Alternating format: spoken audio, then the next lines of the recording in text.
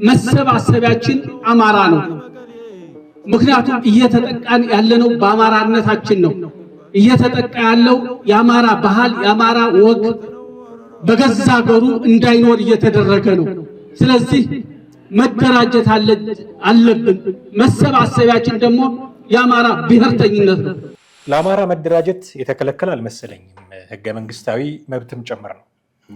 እኔ አሁን ልክ የአማራ ብሔርተኝነት እያቆጠቆጠ ሲመጣ ጥያቄ የሚያነሱ በርካታ ሰዎች አሉ። ለምን እንደሚያነሱ አይገባኝም። እነሱ እንዳስቡ በአማራነት መደራጀት ምልህ በራሱ የሚያስከትላቸው ኔጋቲቭ ኢምፓክቶች ምንድን ናቸው? አንደኛ በክልሉ ወቅት ባለፉት አሁን እሳቸው ጀነራል ማናቸው ተፈራ በሁለት ዓመት ውስጥ ውጤት አመተናል አሉ። ምን አይነት ውጤት? ከስራ የመፈናቀል ውጤት ነው። ተማሪዎች ወደ ትምህርት ቤት የማይሄዱበት ውጤት ነው። ይሄ ነው የታየው። ብዙ ሰዎች ክልሉ እኮ በአሁኑ ሰዓት በኢንስታቢሊቲ የሚል ነው። አሁን ወለጋ ይሞት የነበረው አማራ ክልል ውስጥ መሞት ጀምሯል።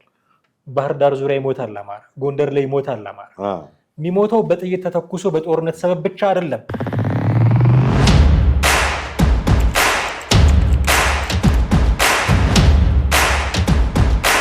ሰላም ጤና ይስጥልን ውድ ቤተሰቦቻችን እንዴት አላችሁ? ዘኢትዮጵያን እየተከታተላችሁ ነው። ጥላሁን አክሊሉና ማህደገፋ ከእናንተ ጋር ቆይታ እናደርጋለን። በቅርቡ ብርጋዴር ጀነራል ተፈራ ማሞ የአማራን አደረጃጀት የፋኖን ትግል አስመልክቶ አንድ 7 ወይ 8 ደቂቃ የሚሆን ርዝመት ያለው ንግግር አድርገው ነበረ። አንድ እዝ አሰልጥነው ሲያስመርቁ እዛ ንግግር ላይ ያነሷቸው ነገሮች አሉ። ምን እንዳሉ ያሳየናችሁ፣ ንግግሮቻቸው ላይ ደግሞ ውይይት እያደረግን ቆይታ እናደርጋለን። እኔና ጥላሁን ከእናንተ ጋር እንቆያለን። እናንተም አብራችሁን ቆዩ።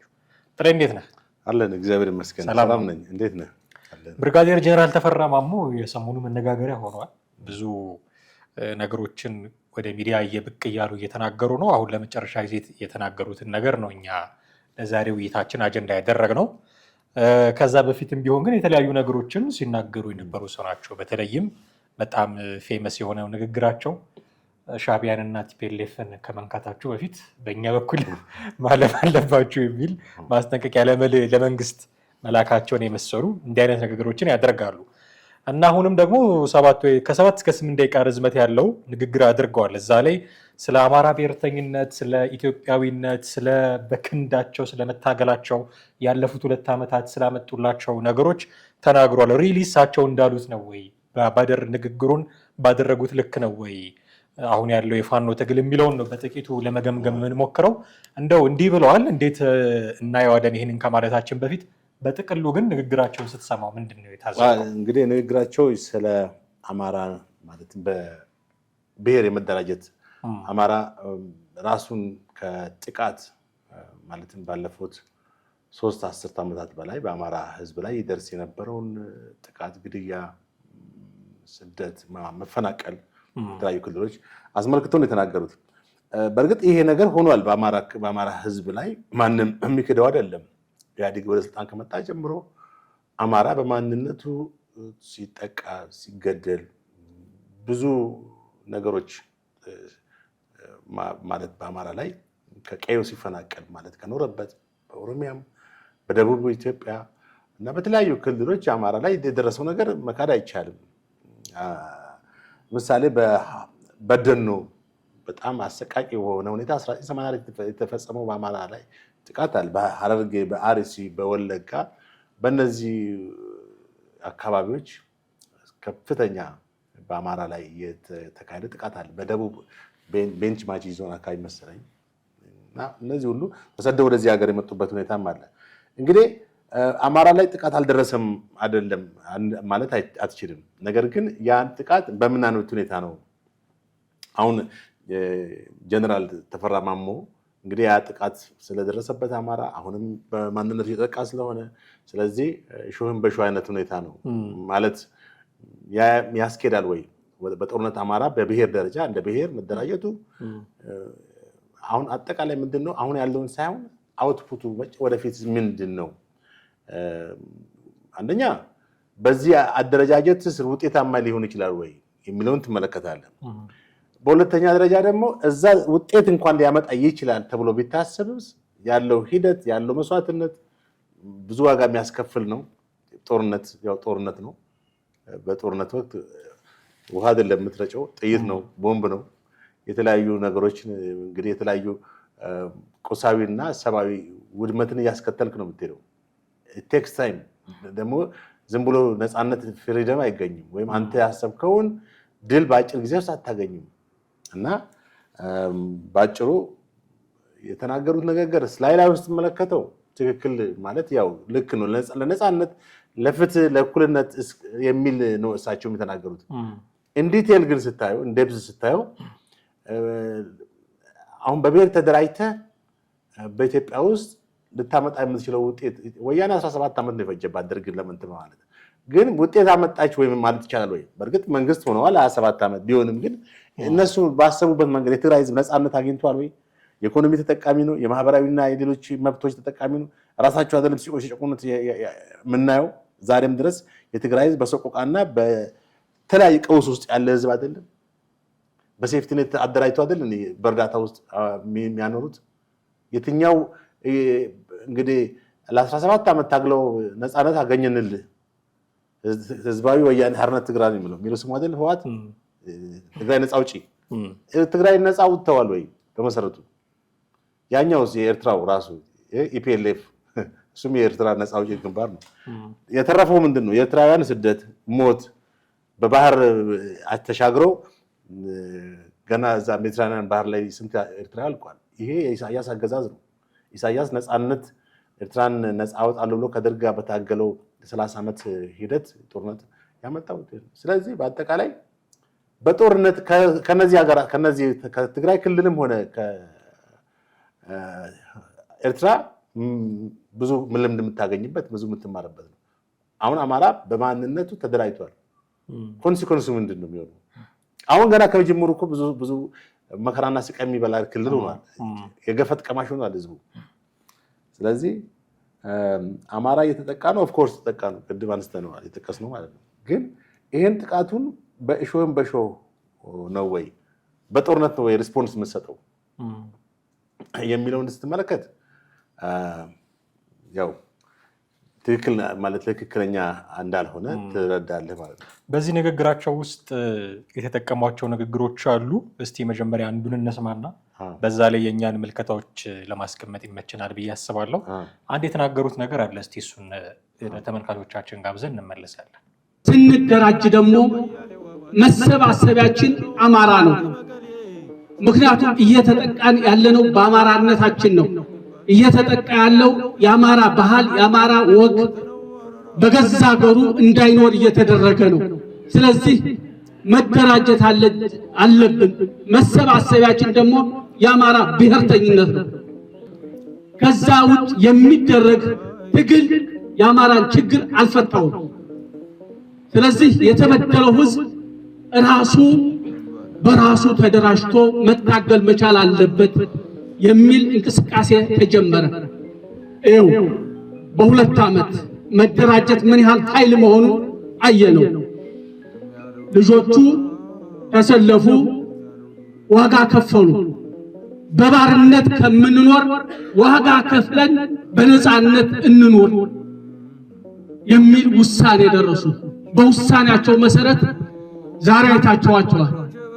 በሁሉም የአማራ ፋኖ ብሔራዊ ኃይል አሁን ያለበት ልክ እንደናንተ በየምድር ላይ ያለው ወሎ ላይ ያለው ጎጃም ላይ ያለው ሸዋ ላይ ያለው ደረጃ በደረጃ ሰራዊቱን በተዋጊነት በልምድ እያበቃ ይኸው ዛሬ ለዚህ ኮሮቹን ለመገንባት ክፍለ ጦሮቹን ለመገንባት ብሎም እስ ለመገንባት ተችሏል። እንግዲህ እንደሰማነው ጥሌ ብርጋዴር ጀነራል ተፈራ ማሞ የዚህ ንግግራቸው ውስጥ መሰባሰቢያችን አማራ ነው ይላሉ፣ መደራጀት አለብን ይላሉ። ከዛ በ2 ዓመት ትግል ውስጥ ያገኘነው ለውጥ አለ የሚል መደራጀት ኃይል ነው የሚል ንግግሮችን ይናገራሉ። ለአማራ መደራጀት የተከለከለ አልመሰለኝም፣ ህገ መንግስታዊ መብትም ጭምር ነው። እኔ አሁን ልክ የአማራ ብሔርተኝነት እያቆጠቆጠ ሲመጣ ጥያቄ የሚያነሱ በርካታ ሰዎች አሉ። ለምን እንደሚያነሱ አይገባኝም። አማራ በብሔር መደራጀት ላይ ጥያቄ የምታነሳ ከሆነ አማራው ላይ ብቻ አይደለም ማንሳት ያለብህ። ኦሮሞን በብሔር ቢደራጅ ችግር ነው፣ ትግሬን በብሔር ቢደራጅ ችግር ነው፣ ጉራጌን በብሔር ቢደራጅ ችግር ነው የሚል የጋራ አቋም ሊኖርህ ይገባ ነበረ። ልክ አማራ በብሔር መደራጀት ሲጀምር አይ በብሔር መደራጀት ችግር ነው ካልክ አማራ ላይ ችግር አለብህ ማለት ነው። ስለዚህ ህገ መንግስቱ ከፈቀደ በእርግጥ አማራ ብሔር ነው አይደለም የሚል የቆየ ክርክር አለ። የስኮላርስ ኢቨን በእነሱም ደረጃ ቢሆን ክርክር እንዳለ እናውቃለን። ግን ከዚህ ጀምሮ የአንተ ክልል ነው ተብሎ ቋንቋ ይሄ ነው ተብሎ ህገ መንግስታዊ እውቅና ያገኘ ክልል ነው። በዛ መሰረት ሊደራጅ ይችላል፣ መብቱ ነው። ይህንን እኛ ልንነፍገው ወይ ልንሰጠው የምንችለው ነገር አይደለም፣ ህገ መንግስታዊ መብቱ ነው። ስለዚህ እኔ አሁን ፐርሰናሊ እኔን ብትጠይቀኝ የብሔር ፖለቲካ የሚመቸኝ ሰው አይደለም። ስለዚህ አማራ ብቻ ሳይሆን ሌላውም ኢትዮጵያ ውስጥ ያለ ብሔረሰብ ፖለቲካውን ብሔሩ ላይ ባይመሰርት እመርጣለሁ። ነገር ግን ሌላው እንዲደራጅ ፈቅደህ አማራ እንዳይደራጅ የምትፈቅድበት ምንም አይነት መሰረት የለም። ስለዚህ የብሔር ፖለቲካ ተፈቅዷል ካለን ኢትዮጵያ ውስጥ ለአማራው ይፈቀዳል ማለት ነው። ጥያቄ ግን ምንድን ነው? ሁሉም ህገ መንግስታዊ መብታቸው ነው፣ በብሔር መደራጀት ይችላሉ ካልን በኋላ የብሔር ፖለቲካቸው ላይ ግን ጠመንጃ ሲያክሉበት ጥያቄ ማንሳት አለብህ። እዚህ የብሔር ፖለቲካ ላይ መጀመሪያም ኢንቴንስ ነው ጉዳዩ፣ መጀመሪያም በጣም ሴንሲቲቭ ነው። ጭራሽ ደግሞ መሳሪያ ሲገባበት በጣም ደግሞ አደጋ መሆኑ የምናየው አይነት አደጋ አሁን ሀገራችን ውስጥ የምናየው አይነት አደጋ መጋረጡ ስለማይቀር ማለት ነው። ስለዚህ መደራጀቱ ያን ያህል ህገወጥ የሚያስብላቸው አይደለም። ኦፍኮርስ ሌት ካመርስ ናቸው። በተለይም ዶክተር አብይ ከመጡ በኋላ ከለውጡ ወደዚህ የተፈጠሩ ነገሮች በጣም ኢንቴንሲቭ እንዳደረጉ ተገምታለው። የአማራ ብሔርተኝነት እንቅስቃሴን እና አብን ከመጡ በኋላ የፋኖ እንቅስቃሴ ከመጡ በኋላ ሌት ካመርስ ናቸው። ከብዙዎቹ ብዙ ሊማሩ ቅድም እናንተ እንዳልከው ብዙ እንዲማሩ እንጠብቅ ነበረ። እንደዛ ግን ሊሆን አልቻለም። ስቲል ብረት አከል ነው የኢትዮጵያ ውስጥ ያለው ብሔርተኝነት እና በብሔር መደራጀታቸው ልክ ሆኖ ሳለ ህገ መንግስታዊ እውቅና የሚያሰጠው ሆኖ ሳለ ነገር ግን ያዋጣል ወይ? አሁን ያዋጣል የምንለው ለአማራው ብቻ አይደለም፣ ለሌላውም ብሔረሰብ በብሔር መደራጀቱ እንዲህ የሚያስመካ ነው ወይ ብዬ ነው። የአማራ ብሔርተኝነትን እዚህ ጋር ከመግለጻችን በፊት ወይም በዛ ሀሳብ ከመስጠቴ በፊት ጦርነት በራሱ ወይም በጦርነት ነፃነትን፣ ፍትህን ለማምጣት የሚካሄድ ትግል ምን ያህል ውጤታማ ነው፣ ምን ያህልስ ኤፌክቲቭ ነው የሚለውን ነገር ስንመለከት ጃሰን ሊያ የተባለ ጸሐፊ is war a necessary evil or does it depend በሚል ርዕስ በጻፈው መጣጥፍ ላይ war is nothing but just a tool for politicians to use to achieve their goals ይላል። ፖለቲከኞች ግባቸው ላይ ለመድረስ የራሳቸውን ጎል ለማሳካት የሚጠቀሙበት ነው። whether their goal is money, power or some political goal እነዚህ ሊሆኑ ይችላሉ። አንድም ሀብትን ገንዘብ ሊሆን ይችላል፣ የፖለቲካ ስልጣን ሊሆን ይችላል። ያው ሌላው ደግሞ ፖለቲካል ጎል ፓወር የሚለው ነው። እንደገና ሌላው ጸሐፊ ዲክ ጆሃንሰን የተባለ ጸሐፊ ደግሞ war is but a crude way of resolving human differences in the absence of understanding ይላል።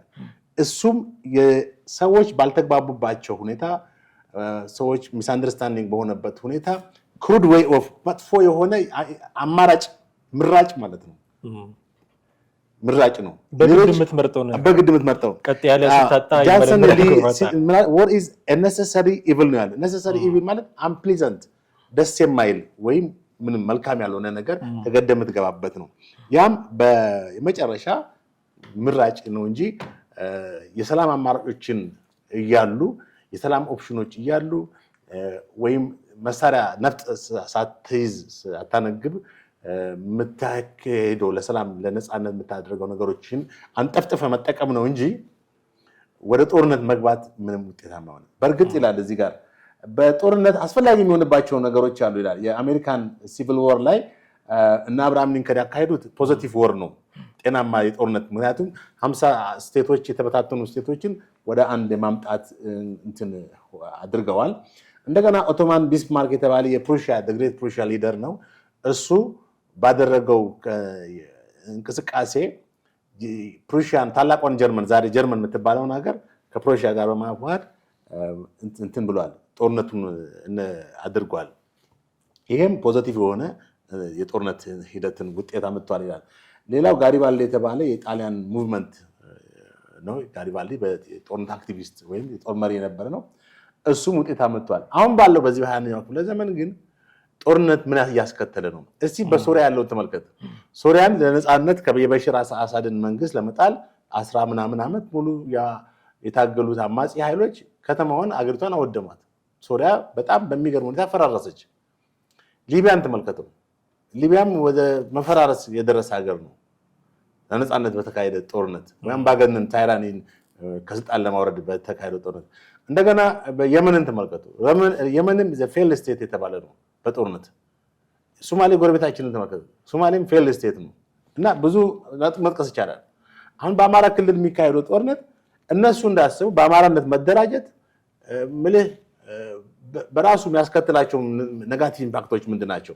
አንደኛ በክልሉ ወቅት ባለፉት አሁን እሳቸው ጀነራል ማናቸው ተፈራ በሁለት ዓመት ውስጥ ውጤት አመተናል አሉ። ምን አይነት ውጤት? ከስራ የመፈናቀል ውጤት ነው። ተማሪዎች ወደ ትምህርት ቤት የማይሄዱበት ውጤት ነው። ይሄ ነው የታየው። ብዙ ሰዎች ክልሉ እኮ በአሁኑ ሰዓት በኢንስታቢሊቲ የሚል ነው። አንተ ተነስተ ባህር ዳር ትሄዳለህ አሁን ሄድ ብትባል ጥያቄ ትፈጥርብሃል። ባህር ዳር ሲሄድ ግጭቶች እንዳሉ አእምሮ ወዲያው እንትን የሚልብህ አይደል እንዴ? ጎንደር፣ ወሎ፣ ሌሎች ቦታዎች ላይ ኢንስታቢሊቲ አለ። ድንገት የደፈጣ ውጊያ ይካሄዳል። ድንገት ሰዎች ይሞታሉ። ድንገት የሆነ ነገር ይወድማል።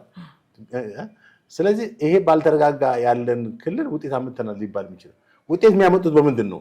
ውጤት ቢያመጡ ቢያንስ ፕሮግረስ ማለት የህዝቡ ፖዚቲቭ የሆነ ምላሽ ሲኖር ነው አይደለም? ህዝቡ ሮሮ እያሰማ ባለፈው እዚህ ሚዲያ ላይ አቅርበናል አይደል? ተውን ብለው በአንድ ስብሰባ ላይ አንድ አባት ልጆቻችን እናስተምርበት፣ እንስራበት፣ እንኑርበት ማንን ነው ያሉት? ፋኖ ራሱን እኮ ነው እንደዛ ያሉት። የጎንደር ተወላጅ አይደል እንዴ?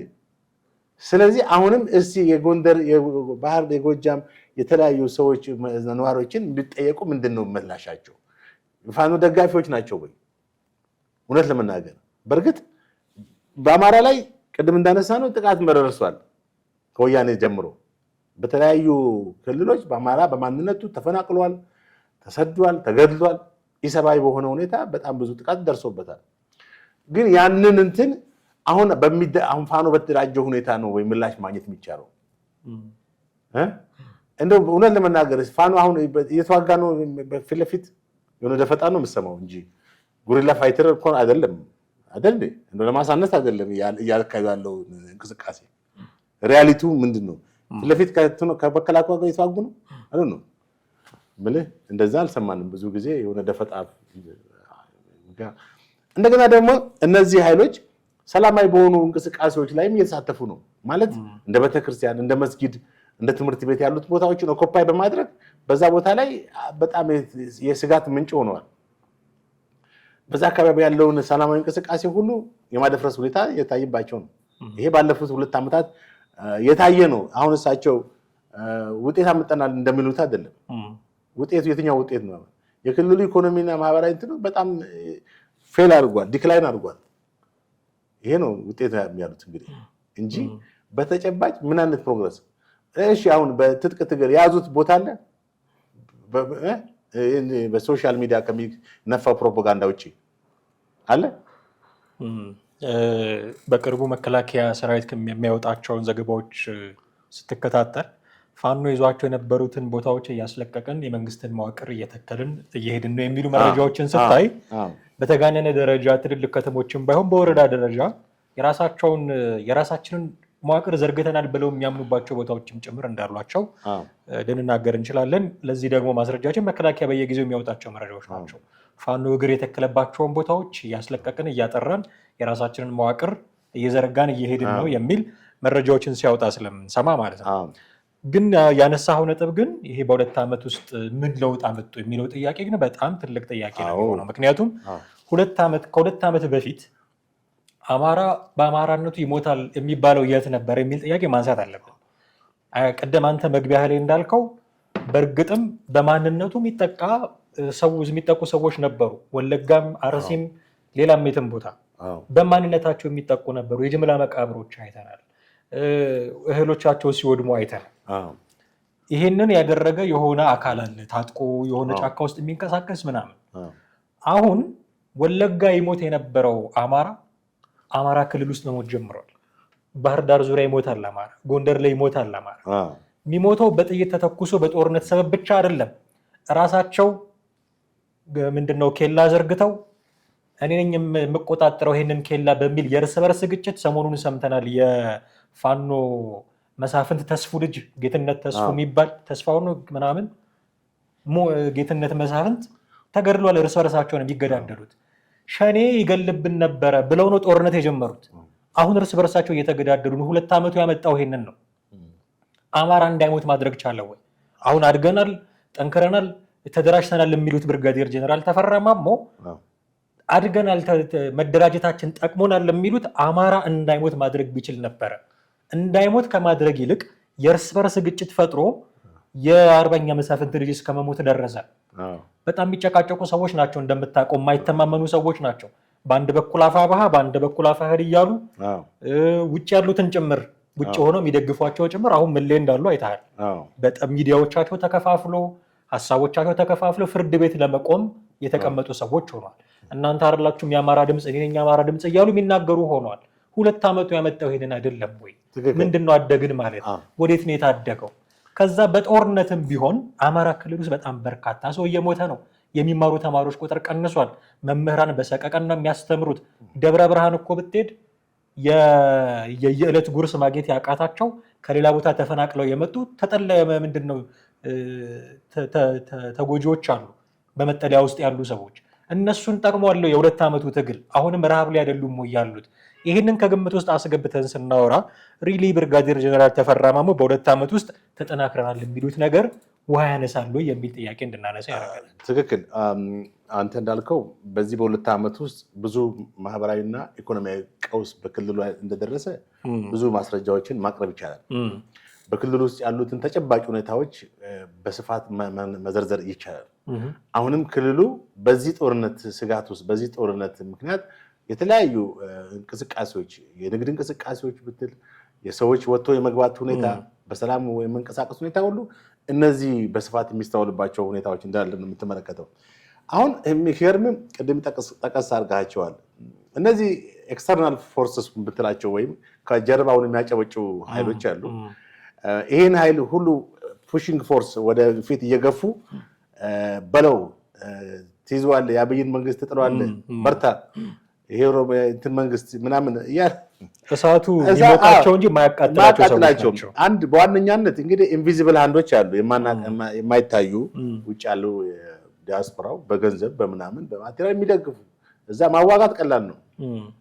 እዛ መጥቶ ለምን አይዋጉም? ራሳቸው ውጭ ያሉ በአሜሪካም በአውሮፓም ያሉ መካከለኛው ምስራቅም ያሉ ሊሆኑ ይችላሉ። እና እነዚህ ሰዎች እዛ ሆኖ እሳት የሚለኩሱ ሰዎች ናቸው። በጣም ያሳዝናል። እና እነዚህ እዚህ ያሉት ደግሞ የነዛን ድጋፍ ስላላቸው በቃ ትክክል ነን የሚል አሳሰብም አሳድገዋል። እነዚህ ሰዎች እውነተኛ ቢሆኑ እኮ ራሳቸው ያከፋፈሉ። በሰሞኑ ያየነው እርስ በርስ ተከፋፍለው አንደኛው በዛ ጎራ አንደኛው በዚህ ጎራ በአንድ ሚዲያ ላይ እንግዲህ እርስ በርስ ሲሻኮቱ በጣም ገበናቸው የተጋለጠበት ማንነታቸውን ህዝብ ያወቀበት ሁኔታ ነው። አሁን መንቃት የለበትም ታዲያ ይሄ ኃይል እና ይሄን ማወቅና አንደርስታንድ መረዳት ቆም ብሎ ማሰብ ያስፈልጋል ማለት ነው።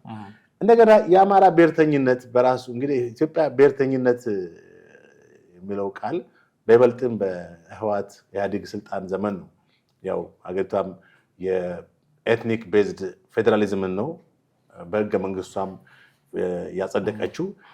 የጎሳን ወይም የብሔርን መሰረት ያደረገ የክልል አደረጃጀት እኛ ብሔር ብሔረሰቦች ወደን ፈቅደን ህዝቦች ምናምን ብሎ በዛ እኛ ብሔር ብሔረሰቦች ህዝቦች ብሎ ባለረጅም አንቀጽ አስቀምጦ አንቀጽ 19 እስከ መገንጠል የሚል አደገኛ ጥያቄ ብሔርና ብሔረሰብ ምንድነው ልዩነቱ? ታዲያ እነ ፕሮፌሰር መስፍን በደንብ እንትን ኤክስፕሌን አድርገው ወይም ራሳቸው ሳይገባቸው እኮ ነው ይሄ ራሱ እነሱ እንግዲህ ምሁራኖች በደንብ ሳይገባቸው አንቀጽ 19 ነው የሞቱት። ስንት ለዚህ ነገር የተጋደሉ እነ ፕሮፌሰር አስራት ማለት ነው። አሁን በኢትዮጵያ ውስጥ የብሔር ፖለቲካ ያቆጠቆጠበት የብሔርተኝነት የተስፋፋበት ጎጠኝነት፣ ጎሰኝነት በጣም የተደራጀበት ሁኔታ ተፈጠረ ከ1983 ወደዚህ ማለት ነው። ያም ምን አስከተለ? በአገሪቷ ውስጥ እንግዲህ በ1983 ዓ.ም ምን ተከሰተ ብትል በአብዛኛው ብሔርን መሰረት ያደረገ ጥቃቶች ናቸው። አማራ ላይ ብቻም አይደለም፣ በተለያዩ ቦታዎች ኦሮሞም እኮ ተገሏል። በብሔሩ በማንነቱ በሶማሊያ ክልል ተገሏል። ሶማሌ ላይ በጣም ብዙ ጉዳት አስተናግዷል። በአርባ ምንጭ በደቡብም ተገሏል። ኦሮሞ ደቡብም ራሱ በኦሮሚያም ተገሏል። ደቡብ ብሔረሰብ ራሱ በኦሮሚያም ተገሏል። ሌሎችም እርስ በጉራጌ ክልል የብሔር ግጭት ነበረ። ከስራና ከመስራት ጋር ብቻ የሚገናኙ ብሔረሰቦች እርስ በርስ በጉራጌ ክልል ታስታውሳለህ። ማረቆና ምናምን ክልል የመሆን ዞን የመሆን ጥያቄዎች በቃ ከዞን ወደ ክልል ሽፍት የማድረግ እንትን ራሱ ያቆጠቆጠው ከዛ በኋላ ነው ማለት ይሄ የብሔር የማንነት እንትን በቃ ጎልቶ ወጣ። ኢትዮጵያዊነት የሚለው ሳይሆን ብሔርተኝነት ገብቷል። ከኢትዮጵያዊነት ጋር በተጻራሪ በሆነ ሁኔታ ተስተጋባ። ለምን ህገ መንግስቱ እውቅና የሰጠው ለኢትዮጵያዊነት ሳይሆን ለኢትዮጵያ ዩኒፊኬሽን አንድነት ሳይሆን ለብሔር ማንነት ነው። የሚያውቀው አንተን በኢትዮጵያዊነት ሳይሆን በብሔር ነው የሚያናግርህ። ገብቷል። አሁን እንግዲህ እስቲ አሁን ጠቅላይ ሚኒስትሩ ስልጣን ከመጡ በኋላ ትንሽ ማለት ያው ያ የተዘራው ነገር ነው በአብዛኛው የተስፋፋው ወይም ብዙ ሰዎች እንደሚሉት ያ ነገር አድጎ እንትን ብሎ ፈነዳ ወይንም ተደፋፍኖ ነበረ በጉልበትም በምንም በኋላ ትንሽ ላላ ሲል ነው። ከዛ በኋላ ወደ 1 ሚሊዮን ህዝብ በጌዶና በጉጂ ኦሮሚያ ዞን ከ1 ሚሊዮን ያላነሱ የጌዶ ተወላጆች ተፈናቅለዋል። የውስጥ መፈናቀል በብዙ ሺህ የሚቆጠሩ ሰዎች ሞተዋል። በሶማሌ ክልል ኦሮሚያ የኦሮሞ ህዝብ ተወላጆች ተፈናቅለዋል። ጠቅላይ ሚኒስትሩ ስልጣን እንደመጡ አካባቢ መሰለኝ። እና በሶማሌ ክልል እና አብዲያ ላይ ብዙ ሰዎችን ጨፍጭፈዋል። በጉድጓድ ውስጥ አስገብተው ከጉንዳን ጋር አስረው ምናምን ብዙ ተበሏል አይደል እንዴ? ይሄ ሁሉ የብሔር ፖለቲካ ነው። አሁን ያ ሁሉ ነገር እንዳለ ሆኖ አሁን ደግሞ አዲሱ የብሔር ሙቭመንት የናሽናሊዝም ሙቭመንት ማን ነው? አማራ ነው ማለት ነው። እነ ማነው ስሙ ጀነራል ተፈራ ማሞ የሚያቀነቅኑት እንደ አክቲቪስት አሁን እሳቸው ምንድን ከእድሜያቸው አንፃር እንደውም ቢያስታርቁ ነበር በጣም ትልቅ ስራ ሊሆንላቸው የሚችለው። አንደኛ ከነዚህ ወጣቶች በእድሜም የገፉ ናቸው፣ ብዙ ኤክስፒሪየንስ አላቸው። ያኛውን ጽንፈኛውን ኃይል ወይም አኩርፎ ወደ ጫካ የገባውን ቡድን ከዚህ ከመንግስት ጋር የማስታረቅ ስራ ሊሰሩ ይችሉ ነበር። ለምን? ምክንያቱም በነዛም ታማኝነት አላቸው። ትልቁ ነገር ደግሞ እንደ ወታደር ዲሲፕሊን እንዲሆኑ አሁን እሳቸው እዛ ከገቡ ነገሩ የበለጠ ነው። እነዛኞቹ ወታደሮች ያልነበሩም እንደው ዝም ብሎ በስሜት ይችላሉ። እሳቸው ግን ሊገሯቸው ምንም ዝም ብሎ በሶሻል ሚዲያ ላይ ያወራሉ እንጂ ምንም ኤክስፒሪየንስም ይሄን ውሃ ቢቋጠርም ንግግር ሲናገሩ አሰማም። ዘመነ 2017 4 ኪሎ ጠብቁናል አለም እንዴ? አሁን 2017 ተመልከት። ሌሎቹም ብዙ አውል ብለዋል። የአስረስ የሚባለው በጣም እርግጠኛ ሆኖ ወደ 4 ኪሎ እንደሚሄዱ ግን ምንም ጊዜ ነው ወሰዱ። ከዛ ይልቅ የክልሉ ህዝብ የአማራ ህዝብ እነሱ እንታገልለታለን ብለው ነፃ እናውጣለን ብለው የሚሉት ህዝብ ነው የተጎዳ ያለው። እና ቅድም ሁለት ጸሐፊዎች የሀገር ጸሐፊዎች እንዳነሳሁት ማለት ነው ጦርነት አንደኛ ነሰሰሪ ኢቪል ነው። ነሰሰሪ ኢቪል የመጨረሻ አማራጭ ማለት ኢቪል በቃ ክፉ አማራጭ። በሁለተኛ ደረጃ ደግሞ የፖለቲካን የጥቅም ወይም ስልጣንን ለማግኘት ፖለቲሽያንስ ጥቅማቸውን ለማስጠበቅ የሚያደርጉት ነው። እቺ ዘመነ ነው አይደል? ዘመነን ተራ ወታደር ሆነ እስቲ ተዋጋ ብለው በአንድ ነው የሚጣላ። ለምን? ስልጣኑን ነው የሚፈልገው እዛ ጋር መሪ የፋኖ መሪ ሆኖ ተራ የፋኖ አባል ሆነ ተዋጋ ብትለው ከአንድ ነው የሚጣላ። ሌሎቹም እንደዚሁ ገብቷል። ስለዚህ እውነተኛ ትግል እውነተኛ ለነፃነት ለህዝብ ታስቦ ለህዝብ ተቆርቆሮ ለአማራ ህዝብ ቢሆን በጣም መልካም ነው። ያም ቢሆን በጦርነት አይደለም። አሁን ዘመኑም አይፈቅድም። ጊዜው አሁን እኮ ታይሙ እኮ ነው የማይፈቅደው። 16ኛው ክፍለ ዘመን 17ኛው ክፍለ ዘመን አይደለም 20ኛው ክፍለ ዘመን ነው።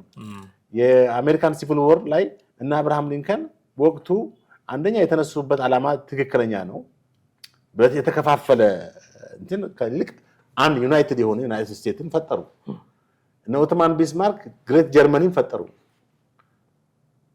እነ ጋሪባልዲ ለጣሊያን ሙቭመንት እንትን አሉ። ያሁን ያለው ግን ምንም እንትን ሚል አይደለም ማለት ውጤት የማግኘት ፕሮባቢሊቲ በጣም እንትን ያለ ነው። ከዛ ይልቅ አሁን የ21ኛው ክፍለ ዘመን ጦርነት ምን አስከተለ? የሶሪያን መፈራረስ፣ የሊቢያን መፈራረስ፣ የስንት መንግስት 2 መንግስት ነው ምናምን ያውም የአክራሪ ሙስሊሞች መናኸሪያ፣ የየመን መፈራረስ፣ የሶማሌን ፌልድ ስቴት መሆን መሳሰሉትን እንግዲህ ኢትዮጵያን በግድ ገፍተ ወደዛ ወደ ፌልድ ስቴት ወደ የመን አይነት ካልገባሽ አይነት ነገር ነው። ግን ለኢትዮጵያ ያላቸው አመለካከት ራሱ በከፊል እኮ የትግራይ ክልል ወደዛ መንፈስ ነው የገባው። እውነት ለመናገር አታዩም እንዴ? ወያኔ ምንድን ነው ያተረፈው በትግራይ ላይ?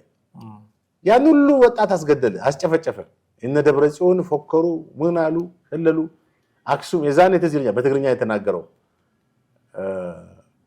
አድዋ ምንትኑ ይሄ ምንድነው ሰሜን እዝ መከላከያው ላይ ጥቃት ካደረሱ በኋላ እኮ የተናገረው ነገር አድዋ እዚህ ነው አለ።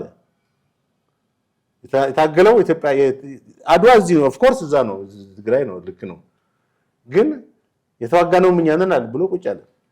ይሄ ታሪክ ፍልሰት ተመልከት። ጠቅላላ ኢትዮጵያ ህዝብ ብሎ ከአማራ ብትል ከኦሮሚያ፣ ከወላይታ፣ ከከምባታ፣ ከምን ከአርባ ምንጭ ከዚህ ጠቅላላ አጠቃላይ ኢትዮጵያ ህዝብ ብሎ የዘመተውን እንትን ፉርሽ ያደረገው ማለት እንግዲህ ዋጋ አስከፈለው ራሱን ደብረ ጽዮንን እና የህወሓት አመራሮች አንደኛ ተሸነፉ፣ ሁለተኛ ህዝብ አስጨረሱ፣ ሶስተኛ የክልሉን ኢኮኖሚያዊና ማህበራዊ መሰረቶች ሁሉ እንዲፈርስ አደረጉ። ይሄ ነው የነሱ የብሔር ፖለቲካ ጽንፉ። የብሔር ፖለቲካ መጨረሻው ይሄ ነው። ይሄም አሁን አማራ ክልል እነ ተፈራ ማሞ የሚያቀነቅኑት እንትን የአማራን ህዝብ ለምን እናስጨፈጭፍም አይነት ነው። አስጨፍጭፈው እነሱ ወደ ስልጣን ለመምጣት ነው እንጂ ምንም የሚያተርፋቸው ነገር አሁን መንግስት እንደምታየው ነው እንግዲህ ምልህ ሲደራጁ እና እንትን ሲል ዝም ብሎ ቁጭ ብሎ የሚላ አይደለም። መንግስት ራሱ መከላከል አለበት አይደል? መከላከያ ኃይል አለው፣ ወታደር አለው። ምንም ቢሆን መንግስት ነው አይደል? whatever ምንም ዲፌክት እንደዚህ እና እንደዛ ነው ብትለው ጠቅላይ ሚኒስትር አብይ መንግስትን ብቻ ራሱን ለመከላከል የድሮን ጥቃት ያካሂዳል፣ አውሮፕላን ይጠቀማል፣ ሌሎች ነገሮችን ሊጠቀም ይችላል። ስለዚህ በዚህን ጊዜ ህዝብ መሀል ሊገቡ ይችላሉ። እዚህ ያሉት ወያኔ ህዝብ መሀል አለ ምትገባ ብዙ ጊዜ ህዝብ መሀል ራሳቸውን ለማትረፍ ህዝብ መሀል ከገቡ ደግሞ ኦልሬዲ በእነሱ ላይ ተለኮሰ ነገር በህዝብን ሊያጠቃ ይችላል። ከዛስ ተመታ ሊሉ ነው ወያኔ ልክ ሀውዜን እንዳስመታችሁ ማለት ነው። ህዝብ መሀል ሆነ አይደል እንዴ? ሀውዜ ገበያ ላይ ደርግ በሞኝነት መረጃውን ሚስኢንፎርምድ ነው እኮ ሚስኢንፎርምድ ነው። ወያኔ ታየች ተባለ። ከዛ ወያኔ ያገኘው ብሎ ሐሙሲት ገበያ ማን ነው ሀውዜን ላይ ገበያ ወጣ፣ ህዝብ ላይ ጨፈጨፈ፣ ጄኖሳይድ ተባለ። አሁንም በአማራ ላይ ጄኖሳይድ ተካሂዷል ሊባል ነው እንግዲህ። ከዛ ይልቅ ግን በማስተዋል አሁንም መጀመሪያ ጦርነት በመፍትሄ አይሆንም። ታስወል በቃ የተለያዩ የሰላም አማራጮች መጠቀም። አሁን በያዙት ነገር የመደመጥ እንትን አላቸው። ወደ ድርድር ለምን አይመጡም? መንግስት የማይሰማ እና እንትን ማይል አይደለም። አትሊስት የሆነ ነገር ይሰማል።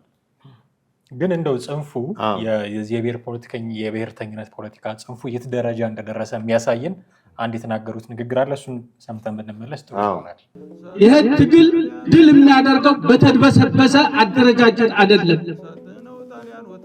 ከዚህ በፊት ሲድበሰበስ በነበረው እየኖርንበት በሌለበት በማንኖርበት ኢትዮጵያ እያለ የምናደርገው መሆን የለበትም።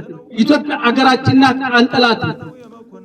ግን በመላ ኢትዮጵያ ይህ ህዝብ እየተገደለ እንደ ብሔር ተደራጅቶ እንደ አማራ ተደራጅቶ መመከት ካልቻለ እንደሚጠፋ አስቀድመን ተነጋገርንበት። ይህ አደረጃጀት የዛ ውጤት ነው። እንግዲህ እንደሰማቸው ይሄ ትግል ድል የሚያደርገው በተደበሰበሰ አደረጃጀት አይደለም ካሉ በኋላ በሌለንበት በማንኖርበት ኢትዮጵያ ውስጥ ሆነን አይደለም። ምን ማለት ነው? በሌለንበት በማንኖርበት ኢትዮጵያ ማለት ነው። ከባድ አገላለጽ እና የብሔር ፖለቲካ ጽንፉን የሚያሳይ ይመስላል። በጣም ኤክስትሪም ነው እሳቸው የሄዱት ማለት ነው። እንደምንጠፋ ነው ያሉት። እዚህ ጋር እንደምንጠፋ ማለት አሁን እሳቸው በሚሉበት አደረጃጀት ካልሄድን ኢትዮጵያ የሚለውን ወደ ጎን ገሸሽ አድርገን በአማራነት ብቻ እንደራጅ የአማራ ናሽናሊዝምን ብቻ ጎላ አድርገን ጀስት እንደ አማራ ብቻ እንታገል ኢትዮጵያዊነትን ለጊዜው ኢትዮጵያዊነትን እያልን አይደለም ያሉት ለዛ ነው። ኦፍ ኮርስ እንግዲህ አማራ በኢትዮጵያዊነቱ ትልቅ ዋጋ የከፈለ ህዝብ ነው። ለኢትዮጵያ ዛሬ ላለችው ኢትዮጵያ የአማራ ኮንትሪቢዩሽን በጣም ሲግኒፊካንት ነው። ማንም ሰው ሊክደው ወይ ሊያስተባብለው የሚችል አይደለም። በአማራ ህዝብ በኢትዮጵያዊነት አይደራደር። አሁን ተቃራኒ ነው የተናገሩት እኮ ተቃራኒ ነው የተናገሩት። የአማራ ህዝብ በኢትዮጵያዊነት አይደራደርም። አማራ ህዝብ ለኢትዮጵያዊነት ነው። አማራ በብሔሩ ሳይሆን በኢትዮጵያዊነት ነው የሚኮራው ምናምን የሚባሉ ብዙ ነገሮችን እንዳለ ነው እኮ የናዱት። ገባ? አማራና ኢትዮጵያዊነትን አንድ ያደረገውን ፒላር ምሰሶ የመናድ ያክል ነው እኮ የተናገሩት። ገባ? በደንብ ካስተዋልከው እንደገና በተደራጀ በተደበሰበሰ ማለት ኢትዮጵያ የምትለውን ነገር አውጥተን አማራ የሚለውን ብቻ ይዘን እንዋጋ ነው። ይሄ ኢትዮጵያ የምትለው የተደበሰበሰ አደረጃጀት ነው። ሊጠራ ካስፈለገ አደረጃጀቱ በአማራ አሁን ይሄ ከባድ አገር የማፍረስ በአንደበታቸው ኦልሞስት ኢትዮጵያ የሚለውን በታትነዋል። የሰማንያ ብሔር ብሔረሰቦችን እንትን በትነዋል። ማለት መጀመሪያ የሚበተነው ሀገር በጭንቅላት ነው። ከዛ መሳሪያ ስታነሳ በደንብ ትበትነዋል። መጀመሪያ በሀሳብ ነው። ሀሳብ ትብላላና ወደ አክሽን ነው የሚሄደው እና ከባድ ነው። እዚህ ጋር ደግሞ አሁን እሳቸው በጣም የጽንፍ ኤክስትሪም ወደ ጽንፈኝነት ያጋደለ ንግግር ነው የተናገሩት። በዚህ ንግግራቸው አሁን በአማራ ክልል ውስጥ ተጠቅተናል፣ ተጎድተናል፣ ጥላቻም ነው እኮ ይዘሩት። አሁን በመንግስት ላይ ብቻ አይደለም በሌላው ብሔር ላይም ጥላቻ መሰረቱ። ኢትዮጵያ የሰማንያ ብሔር ብሔረሰቦች አገር ነች። ችግሩ ያለው በህዝቦች መካከል አይደለም። በአማራና በኦሮሞ፣ በአማራና በትግሬ ህዝብ፣ በአማራና በወላይታ፣ በሲዳማ፣ በምናምን ህዝብ ከምባታ ህዝብ አይደለም። ችግሩ ያለው በስልጣን ላይ ባሉት ኤሊቶች የተወሰኑ ኃይሎች ነው። በስልጣን መዋቅር ውስጥ ባሉት ሰዎች ነው እና ፖለቲካል ኢንተረስት ባላቸው ራሳቸውን አክቲቪስት ምናምን በሚሉ ሞቢላይዝ በሚያደርጉት ኃይል ነው እንጂ ህዝብ የአማራና የኦሮሞ ህዝብ መች ተጋይቷል? አማራ ተነስቶ በኦሮሞን ላጥፋ ብሎ የተነሳበት ታሪክ ተጽፏል ወይስ ኦሮሞ ተነስቶ አማራን ላጥፋ ብሎ ታሪክ ተጽፏል? የለም። ስልጣን ላይ ያሉ ኃይሎች ከፈለከበት ዘመን ቁጥረው ስልጣን የያዙ መሳሪያ ነገቡ ኃይሎች፣ ፖለቲካ ርዕዮተ ዓለም የሚከተሉ ሰዎች ናቸው ጥፋተኛ ሊባሉ እንኳን ከተሻሻሉ ከምኒልክ ጀምሮ ወሰደው ኦሮሞን የጎዳ አጼ ምኒልክ ኦሮሞን አጥቅተዋል፣ እንደዚህ አድርገዋል ተብሎ በስፋት ይነገራል። አሁን አጼ ምኒልክ እውነት አደረጉ ከተባለ ኦኬ እሺ፣ ያደረጉት ነገር አማራን እንዴት ይወክላል? ይሄ ሰሜን ሸዋ የሥርዓተ መንግስቱ ችግር ነው እንጂ ህዝብ አለ። ደብረ ብርሃን በገጠሩ የሚያርሰውን ምንም ቡቱቱ ለብሶ የሚያርሰውን ገበሬውን ምንም ብጠይቀው አንድ ጥያቄ የማይመልስ እኮ በቃ ምንም የሚያውቁ ነገር የለም። ስለሚያርሰውና ስለሚዘራው እንትን ነው የሚያውቅል፣ ስለሚበላው ነገር ነው የሚያውቁ። ምንም ነገር ነው አሁን የለውም። እስከ ቅርብ ጊዜ ድረስ የሚገርምህ አንድ ልጅ እዛ ወደዚህ ወደ ሰሜን ሸዋ ገጠር ውስጥ ምናምን ሄዶ መጥቶ ፊልድ ስራ ነው የሚሰራው። ስልጣን ላይ ያለ የሚመስላቸው ባይለማርያም ጊዜ ያ ትግሬው አይደል እንዴ አሁን ስልጣን ላይ ያለው መለስን እኮ ነው። መለስ ከሞተ ስንት ዓመት? ባይለማርያም አብይ አልመጣም ወደ ስልጣን። በእርግጥ ይሄን ያክል በቃ ያሉ አማሮች አሉ፣ ምንም የማያውቁ ምስኪን ሰዎች ማለት ነው። እነዚህን ሰዎች አሁን ምንድነው ጥላቻ እንዲኖራቸው ማለት ነው በሌላው ብሔር ላይ ማስነሳት ነው። ስለዚህ እንደ ኢትዮጵያ ያል ማድበስበስ ኢትዮጵያዊነትን እንተው ነው ባጭሩ እንደዛ ነው። አዎ ስትተረጉመው ወደ አማርኛ በሌለንበት በማንኖርበት ኢትዮጵያ ካሉ በማንኖርበት ተመልከት። አማራ ኢትዮጵያ ውስጥ ያለው ኦፍ ኮርስ አሁን በማንኖርበት ሲሉ እየተገደልን እየተጠቃንበት ባለንበት እንደዛ አይነት ኢንተርፕሪቴሽን ሊኖረው ይችላል። ግን ያም ኢንተርፕሪቴሽን እኮ በማንኖርበት ተብሎ እኮ አሁን እኮ ከባድ ያለ ቃል እኮ ነው የተናገሩት። በጣም ቬግ ነው፣ ለተለያዩ ትርጉሞች የተጋለጠ። ተመልከት እሳቸው እንደ እንትን ነው በስሜትም ተናግረውታል። እንደገና ደግሞ አደገኛ የሆነ አስተሳሰብ በቃ የጥላቻ አስተሳሰብ ማለት አማራው በሌላው ብሔረሰብ ላይ በኦሮሞ ላይ በትግሬው ላይ በሌላው አሁን ብሔረሰብ ላይ ጥላቻ እንዲኖረው ነው ያደረጉት ንግግራቸው። ለምን በማንኖርበት ኢትዮጵያዊ። ስለዚህ ኢትዮጵያ ለአማራ ምንድነች? ጸር ነች አይነት እኮ ነው። በፊት አማራው እንደ ኢትዮጵያኒስት ይቆጠራል፣ ቅኝ ገዥ ነው፣ ጨቋኝ ነው ይባል ነበር። አሁን ትርክቱን ገልብጠውታል። አሁን እንግዲህ እሳቸው ማስታረቅ ሲገባቸው በወደ ሰፊነት አንተምተው የሚለው ቀረና የሽምግልና ወጉ እንደውም እሳቸው አንደኛ ወታደር ናቸው፣ በዚህ ላይ በእድሜም የበለጸጉ የገፉ ናቸው። ስለዚህ ወደ ማስታረቁ ወደ ማደራደሩ የአማራን ጥያቄ ፍሮንት ብሎ በሰላማዊ መንገድ ይዤ መጥቻለሁ ብሎ ለመንግስት ማቅረብ ቢችሉ ትልቅ ድል ነበር ለሳቸው፣ ደብል ድል የሚሆነው። አንደኛ በዛም ብሔር በሳቸው በፋኖ በኩል ድጋፍ ያገኛሉ። ማሳካት ይፈልግ የነበረውን ነገር ያለ ጦርነት ማሳካት የሚችሉበት መንገድ ሊኖር ይችላል። ሁለተኛ ደግሞ በመንግስትም ከበሬታ ይሰጣቸዋል። ይሄን ነው ያጡት። ከዛ ይልቅ አሁን ምንድነው ለጥፋት ተዘጋጅ፣ ታጠቅ፣ ዝመት እንዳለው ደርግ እንደማያ ማለት ነው። በእሳቸው ላይ ብዙ እንዳንቆይ አንድ የመጨረሻ ትንሽ ሰከንድ ንግግር አለቻቸው። መነሻቸውን እና አሁን ያሉበትን ሁኔታ ሊያሳየን ይችላል ብዬ አስባለሁ። እሱን ጥቂት እንሰማለን። መነሻችን የአማራ ሰፊ ህዝብ ከሚፈጸምበት በደል ወጥቶ ከመላው ኢትዮጵያ ህዝብ ጋር በነፃነት በኩልነት በሰላም እንዲኖር ነው ፍላጎታችን። ማንንም ለመበቃ አይደለም። የኛ ጥያቄ በራሳችን ሀገር ከሌሎች ህዝቦች ጋር በኩልነት እንኑር ነው። አትኖሩም ካለ ደግሞ በክንዳችን መኖር እንችላለን። እንግዲህ ጥሌ እንደሰማቸው መነሻችን አማራው ከበደል ከጥቃት ወጥቶ ከሌላው ህዝብ ጋር በሰላም እንዲኖር ነው የሚል ነው የተጠቀሙበት ፍሬዝ። አሁን እየሄዱበት ያለው ዓላማቸው አካሄዳቸው ግን መሬት ላይ ያለው የሚታየው ሀቅ ግን ይሄንን አይነት ነገር እንዲያመጣ የሚያስችል ነው ወይ? ምክንያቱም እና መነሻቸው ከሌላው ሰው ጋር በሰላም ተከብሮ መኖር፣ ሳይገደሉ ሳይጠቁ መኖር ነው ከተባለ ከሻዕቢያ ጋር መጣመር፣ ከቲፒኤልኤፍ ጋር መጣመር ይህንን ያመጣል ወይ? አሁን እያደረጉት ያለው እንቅስቃሴ መነሻ ምክንያታቸውን የሳት አይደለም ወይ ብዬ ነው። ትክክል።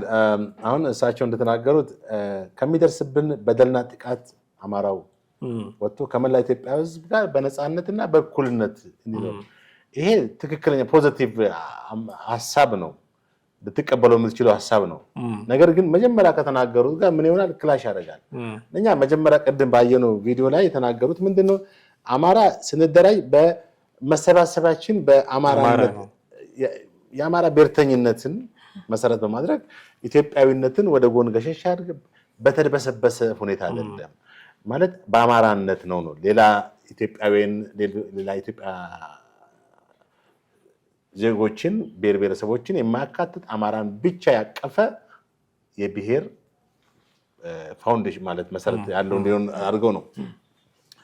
ይህንንም እንግዲህ አሁን እዚህ የተናገሩት ነገር ጤናማ ነው ትላለ። ነገር ግን እንደገና በዛ በኩል ደግሞ ከኤርትራና ከህወሓት ጋር መቀናጀት ስለመጣመር ደግሞ ያወራሉ።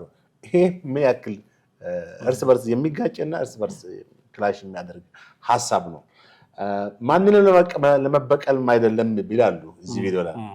እኛ ጥያቄ ከሌሎች ጋር በሰላምና በነፃነት የመኖር ነው። ኦፍኮርስ ይሄ ትክክልም ይመስላል። ነገር ግን ቅድም እንዳልኩት መጀመሪያ ካነሷቸው ነጥቦች ጋር ከተናገሯቸው ነገሮች ጋር ቀጥታ ክላሽ የሚያደርግ ነው። አትኖሩም ከተባልን ደግሞ አሉ በክንዳችን እንኖራለን ነው የሚሉት። ያው የጉልበትና የኃይል እንትናቸውን ኦልሬዲ ጀምረውታል። ሌላ ምን በክንዳችን እንደገና እንደ አዲስ በክንዳችን እንኖራለን። በክንዳቸው ነው ስለ ነፃነት ለማምጣት የሚታገሉ አሉት። አጠቃላይ እንግዲህ አሁን ከዚህ ቪዲዮ እንደምንረዳው አማራ ነፃነቱን መጠየቁ፣ ስለ ፍትህ፣ ስለ እኩልነት መጠየቁ ከሌሎች ኢትዮጵያ ብሔር ብሔረሰቦች ጋር በእኩልነት ለመኖር እንትን ማለት የሚያቀርባቸው ጥያቄ ተገቢ ናቸው። በዛ ላይ ምንም ማንም ሰው ሊቃወም አይችልም። ነገር ግን አካሄዱ ነው።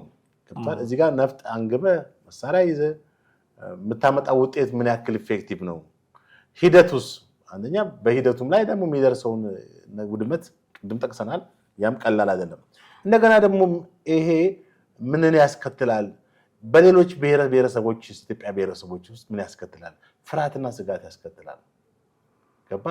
አማራ ሲደራጅ አማራ በትጥቅ በጣም ኦርጋናይዝ በሚሆንበት ሰዓት እኛስ ብሎ ይላሉ ሌሎቹ። በእኛም ላይ ይመጣል ብሎ ይላሉ፣ ፈራሉ። በሀገሪቷ ላይ ምን ያገዛባል? አሁንም የጥላቻው እንትን እንደገና በአዲስ መልክ በታጠቀ ኃይል እንደገና እንዲሆን ይሆናል ማለት ነው። ስለዚህ ምን ያደርጋሉ? እኛ ምን ደራጀ የሚል ነገር ይላል። ለምሳሌ ኦነግ ሸኔ የተደራጀበት አደረጃጀት አለ። ከሱ ሌላ ራሳቸውን የመከላከል ደግሞ ኦሮሞ ተወላጆች ይደራጁ ይችላሉ። ለምን? ፋኖን በመፍራት እንደገና ደግሞ በደቡብ አካባቢ ደግሞ ያሉ ዜጎች እነሱም ፋኖን በመፍራት ሊደራጁ ይችላሉ። ለምን? ይሄ ኃይል ይደራጀ ፓወሩን እየጨመረ በመጣ ቁጥር አግሬሲቭነቱ ያን ያክል ሊጨምር ይችላል። ምክንያቱም ብሔርተኝነት ውጤቱ ያ ነው፣ ሌላ ነገር አይደለም። ብሔርተኝነት አንተንና አንተን ብቻ ማከለ ነው። አብረን ሳይሆን እኛ የሚለውን ነው የሚያነሳው። እኛ ማነው? እኔ የሚለውን ነው ማለት። እኛ የሚለው ቋንቋ የለውም። እኛም ካለ አብሮነት የለውም። ባጭሩ እኛ የሚለውን ብቻ ነው። እኛ ሲል ማንን ነው? ብሔር ውስጥ ያሉትን ነው እንጂ ሌሎችን አካትትም። ኢንክሉሲቭ አይደለም ወይም አካታች ፖለቲካ አይደለም። ሁልጊዜ የስጋት ምንጭ ነው የሚሆነው። የብሔር ፖለቲካ ዩጎዝላቪያን ለአምስት ነው የከፋፈላት። ለአምስት መቄዶኒያ፣ ክሮኤሽያ፣ ሰርቢያ ምናምን የሚባሉ ግዛቶች የቀድሞ ዩጎዝላቪያ ግዛቶች ናቸው። አውሮፓ፣ ምስራቅ አውሮፓ በብዛት በብሔር ፖለቲካ ተሰማርታለች።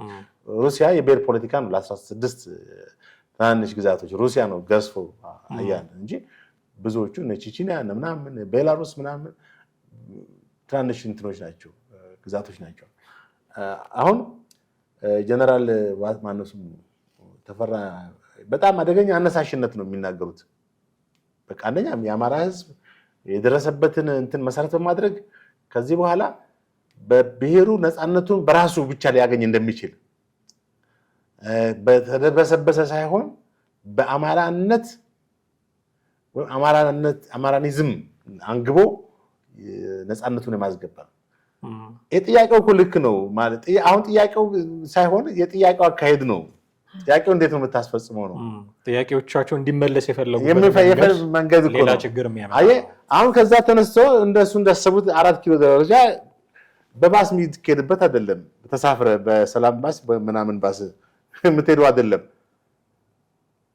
ብዙ ዋጋ የሚከፍለው በእያንዳንዱ ኤሪያን በእያንዳንዱ ወረዳ ለመያዝ ዋጋ ትከፍላለህ። የሰው ዋጋ ትከፍላለህ። የህይወት ዋጋ ትከፍላለህ። ሰላማዊ ሰዎች ይገደላሉ። ተቋማት ይፈርስ። ወያኔ 4 ኪሎ ለመድረስ ደብረ ብርሃን እዚህ ምንድነው ስሙ ሸዋሮቢት አካባቢ አልፋ ምንድነው አጣዬ ምናምን የሚባሉ ከተሞችን እንኳን ወዳድማለች እኮ። ብዙ ሆቴሎች እኮ ወድመዋል። ባለ ኮከብ ሆቴሎች ባለ 3-4 ኮከብ ሆቴሎች በአጣዬ የሚባል ከተማ 8 ነው 7 ጊዜ እኮ ነው ጦርነት በላችሁ። ብዙ ህዝቡ አልቋል። ለማይሳካለት ነገር ወሎን ከወልዲያ ጀምራ እዛ በዚህ ወደ ባህር ዳር ሜጃ ጋሸናን ምናምን ጠቅላላ ታረማምሳ ኢቭን ላሊበላን ሁሉ ይዘው በጣም ጉዳት አድርሰዋል አይደል? በብር ቢታሰብ እኮ በጣም ብዙ ነው። ያለቀው የሞተው ህዝብ እኮ ቀላል አይደለም በእውነት። የመጀመሪያ ጦርነት እንዳለ ሆኖ በሁለተኛ ጦርነት ላይ እኮ ወያኔ ብዙ አድርሷል። እነዚህም ከዛ የተለየ አይደለም እኮ። መንግስትም ራሱ ለመከላከል በሚወስደው እርምጃ ብዙ ሰላማዊ ሰዎች ናቸው። አሁን የከተማ ውጊያ እኮ ነው፣ ጫካ አይደለም ትዋጋው። ምክንያቱም መንግስት ያለው ከተማ ውስጥ ነው፣ ጫካ አይደለም ያለው። ከያዛቸው ተቋማቶች ከያዛቸው ስፍራዎች ተመታስተክ ስትል የሆነ ከተማ ውስጥ ነው የምትዋጋ። እዛ ከተማ ውስጥ ሰው አለ። ሰው መሞቱ ይቀርል ታዲያ? በአጠቃላይ እንግዲህ እሳቸውን በደንብ አድርገው ጦርነትን እንደ ዋነኛ አማራጭ ነው ቅድም ያልኩት ነሰሰሪ ኢቪል እንደዛ አድርገው ወስደው እሱን ነው ፕሮሞት እያደረጉ ያሉት። ግጭቶች ሁሉ ግን በሰላም መቋጨት እንዲችሉ ነው የኛ የሁል ጊዜ ጥያቄያችን እሱ ነው። ግን ብርጋዴር ጀነራል የተናገሩት ንግግሮች ላይ ለዛሬ የምናነሳቸው ያልናቸው እነዚህ ናቸው። የምትጨምረው የመጨረሻ ሀሳብ የሚገርም እንግዲህ ጦርነትን በመናፈቅና የጦርነት ዋናው እንትን በምስራቅ አፍሪካ ወያኔን የሚያክል የለም ብዬ አስባለሁ። የምሬን ነው አይደል እንዴ? እስካሁን የጦርነት አራራ ያልበረደለት ቢኖር ማን ነው? ህወሓት ነው። እንግዲህ እነ ፋኖ ደግሞ የእሱን አርያ እንከተላለን በሚል ነው የተንቀሳቀሳሉ።